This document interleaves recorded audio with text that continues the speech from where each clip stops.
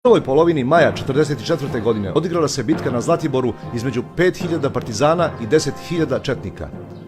Naredbom od 12. maja general Mihajlović za komandanta operacija postavlja kapetana Neška Nedića, komandanta Valjevskog korpusa. Odlučujući napad četnika na 5. krajišku diviziju 14. maja, komunisti su ovako pisali: sudar je bio žestok, razvila se opšta borba prsa u prsa, nastao je kratkotrajni metež, pljuštali su udarci kundacima, plamteli pištolji i sevali bajoneti. Četnici su padali, ali su uporno jurišali. Iste borbe major Dragoslav Račić opisuje sljedećim rečima: potpuno sam razbio grupu komunista koja je ispred mene.